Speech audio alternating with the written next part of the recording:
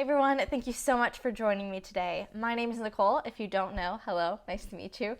I'm a law student at Washington University in St. Louis, and my goal in life is to become a criminal prosecutor who makes a difference in reform for the criminal justice system. Today we're going to be watching a video from someone who was at the other end of the criminal justice system. His name is Larry Lawton, and he is a national prolific speaker with his own YouTube channel. A few weeks ago, he posted this video on an ex-inmate's thoughts on prison reform, and I have been dying to watch it ever since. I did wait to see it with all of you, so everything I say in this reaction is completely unplanned and unscripted, but I would love to engage on this topic more frequently on this channel and hear your thoughts. So if you have any thoughts of your own that you would like to add to this conversation, or if you have any questions on this topic, please drop them in the comments below. I'm going to give you a couple seconds to like and subscribe, and then we will get into this thing.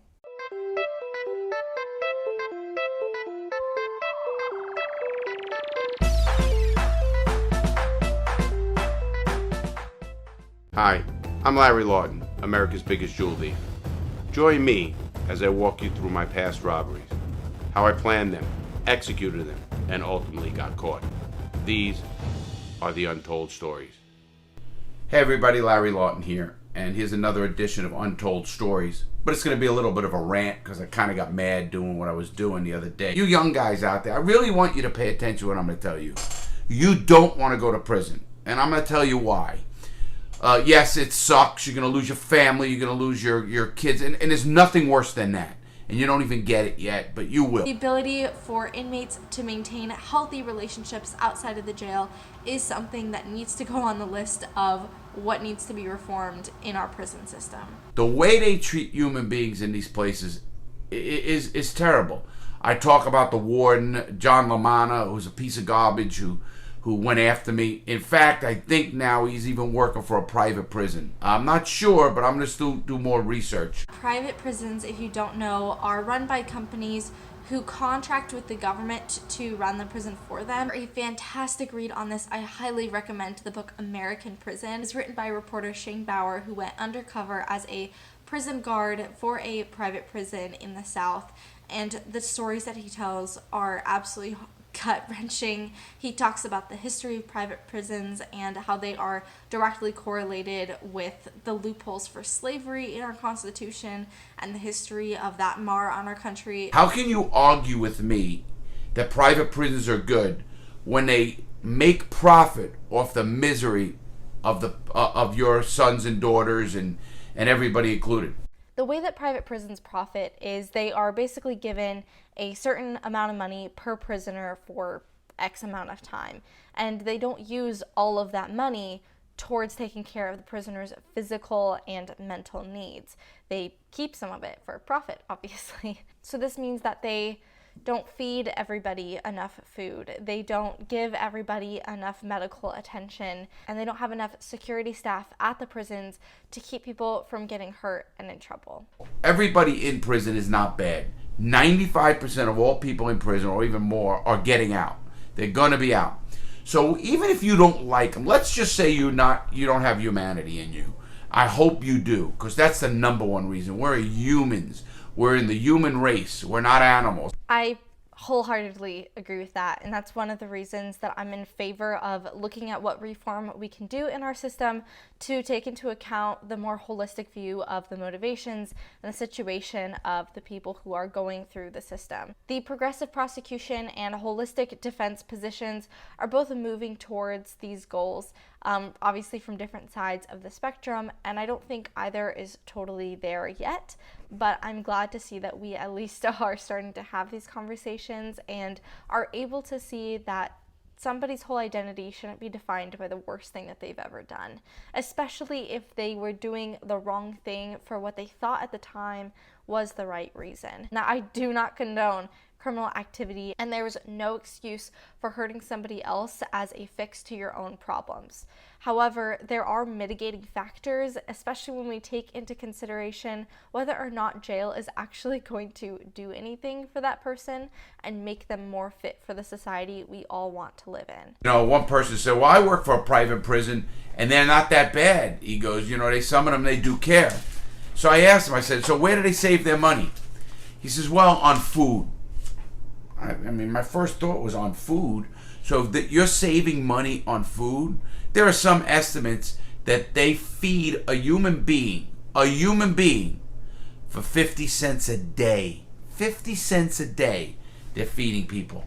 And, again, we do have people who say, some of them deserve not even to be fed. They're scumbags. I get it. I really do.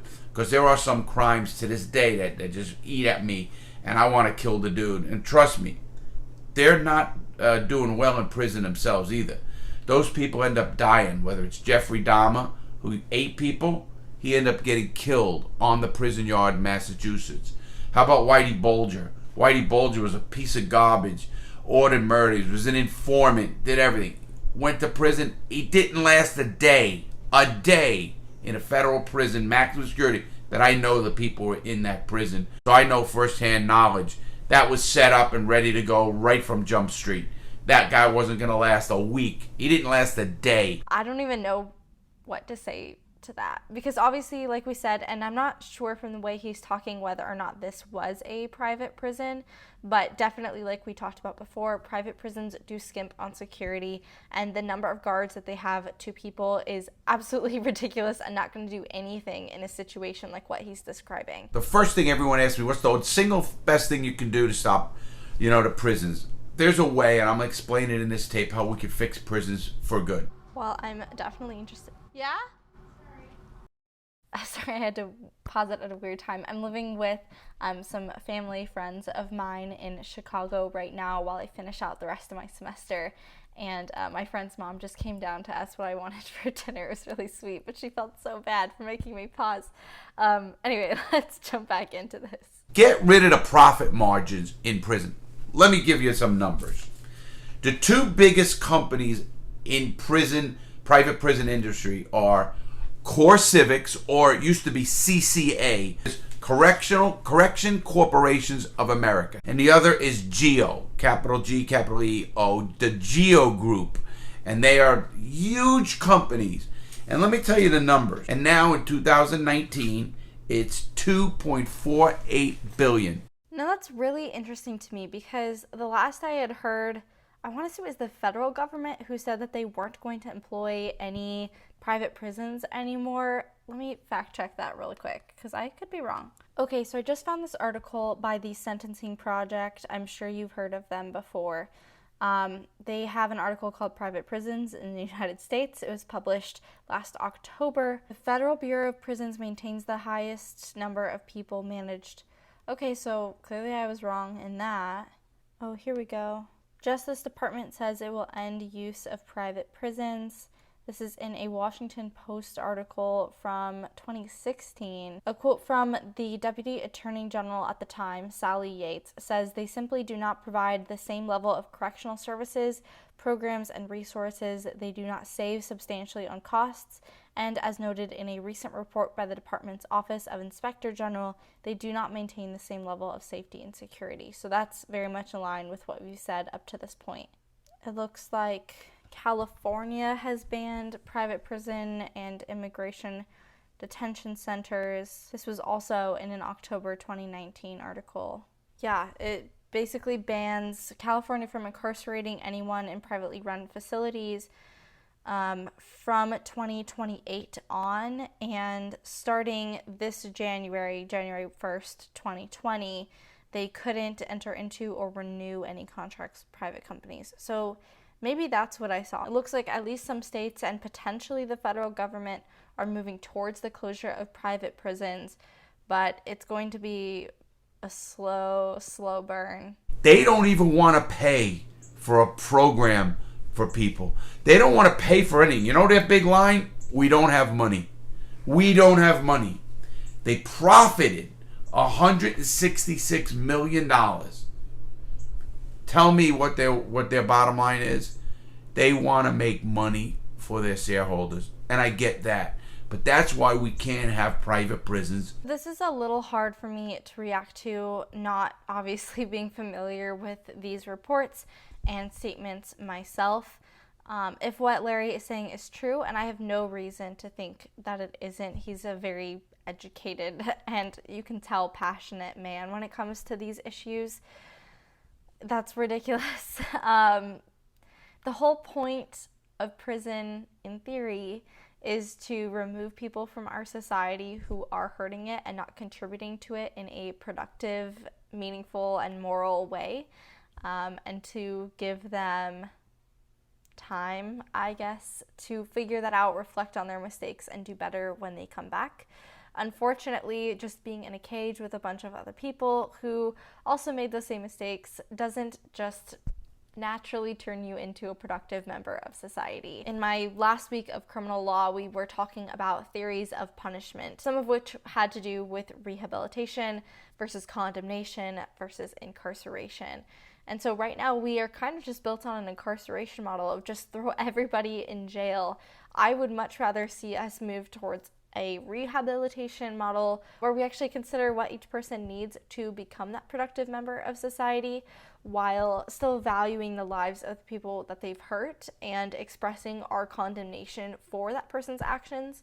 Maybe that does look like some time in incarceration, but certainly not for the long range of sentencing and for the absolutely inhumane treatment that can go on in a lot of these facilities. Definitely hear Larry's concerns and frustrations here and resonate with them, not just for private prisons, but for public as well, because it's very much up to each institution and location whether or not they're going to have programs that can help people succeed and stay away from being a recidivism statistic. That was my expertise, understanding the CFR on what prisons can and can't do to you by their own CFR, Code of Federal Regulations, which is set down by policy. Now they set policy in line with whatever the lawmakers decided and whatever the Constitution states. Of course, that's the overriding thing.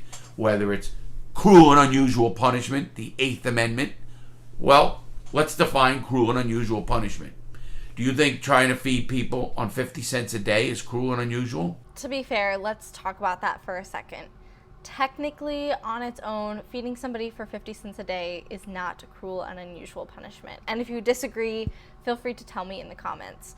But when you are a large company who is overseeing thousands of people, you can cut your costs down to be really significant. I mean, look at what your breakfast cost you this morning for just you.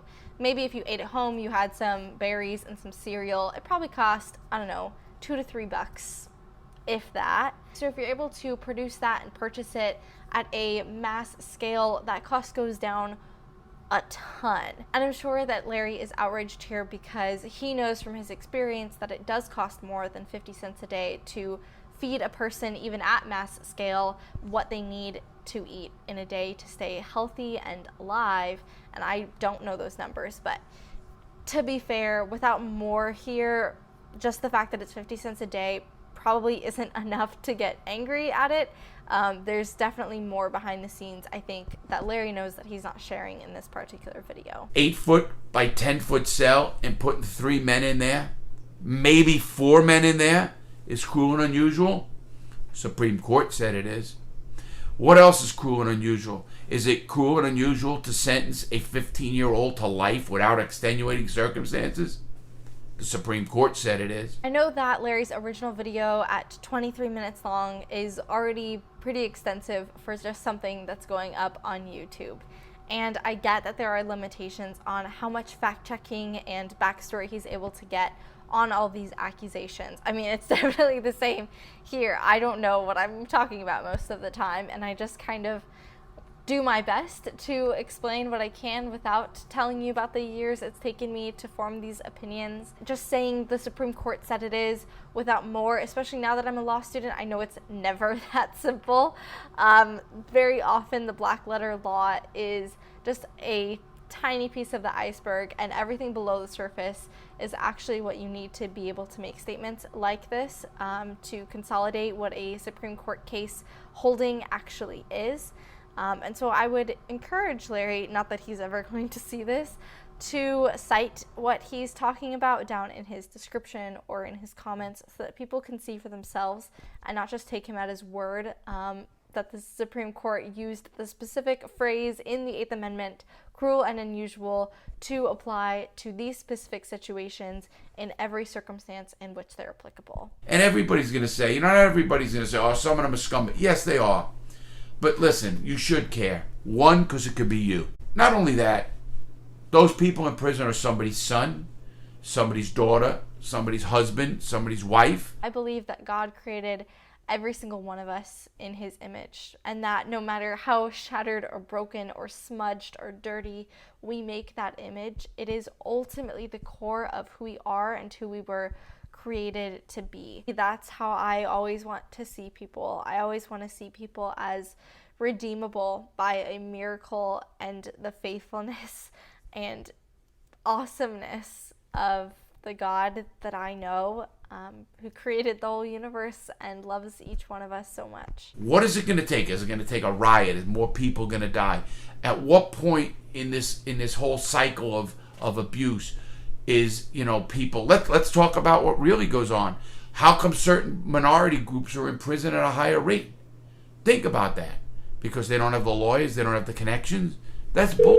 Well, to be fair, having a good lawyer and having the money to get a good lawyer is a lot of the reason why wealthy upper class people usually get off or get much lower sentences on crimes that they commit. Also, economically disadvantaged communities and communities full of racial minorities, those two things often overlap, are usually over-policed in comparison to areas that are more affluent, considered safer, usually look more like me. That's why they're overrepresented in prison, because they're caught in the act more often because there are more police around. They're blamed more often because of racial and economic prejudice for crimes that they maybe didn't commit. And they are sentenced more harshly because they don't have access to excellent legal help all of the time. And I just want to say here, there is excellent legal help in the public defense system. If you do need a publicly provided lawyer, please don't take what I'm saying to mean that you aren't going to get significantly helpful legal advice, that those people don't care about you or that they don't know what they're doing, because oh my gosh, they do. But the fact of the matter is those people have 90 case files that they're working on every single day. And somebody who you can hire at thousands of dollars per hour is going to just focus on you. And ultimately, the amount of time that you can spend researching and coming up with creative legal arguments and loopholes, the better your chances are. We have to all start this with the cops. The cops themselves got to start being more human and more compassionate and more understanding of what a case is. That's a guy that deserves to go to prison because he's really doing something bad, or a guy that needs direction, or a kid that needs to be helped. Yes, there are some cops who do need to do better at this. That's undeniable. You hear about them in the news all of the time. That being said, I really have an issue with overgeneralized statements like this, that all cops need to be better. It's up to the cop whether the person is going to go to jail or get help. It's not up to them, actually. That's not their job. Their job is to keep a community safe, and if somebody is a potential threat to that community, they need to make a quick and accurate decision as to what the best step is to keep that community safe from this potential threat. There are so many good cops out there, and most cops go through extensive training to make the best decisions they can. I just watched a video on this actually recently from a YouTuber named Michelle Carr. You've probably heard of her. She's awesome. Definitely check out her channel. But she did a video on how police are trained. I think she did one with the FBI as well. And I highly recommend that if you want to know why cops make the decisions that they do and the pressures that they're under to make the correct one. I think it was very informative and an incredible experience to watch her go through. It's more up to the prosecutor than anybody else what happens to somebody after they're arrested. It's not really the police's job to figure out whether somebody long-term belongs in jail or a program. That's up to the prosecutors, the defense lawyers, and the judges. If somebody is a child and needs to be redirected, that's the parent's responsibility, the responsibility of the neighbors, the teachers, anyone who oversees that kid, to call social workers so that they can come in and do their job. Boy, I'm just reading all this law stuff, everything. I get so I want to break the camera. I get frustrated. My point is, I get so upset with our society. I didn't make those jump cuts. That was all him. I love how mad he's getting. He's like, I gotta cut this out. I am honestly not even showing you guys that much of this video because a lot of it is pretty repetitive. But if you do want to check out Larry and his channel, I definitely encourage you to do so. He has some really interesting stories from his time as a jewel thief. I will, of course, link everything in the description. Until the United States gets its criminal justice system in line and in order, it has no right talking about any other country in the world about criminals, criminal justice, everything else. Well, I totally agree with that.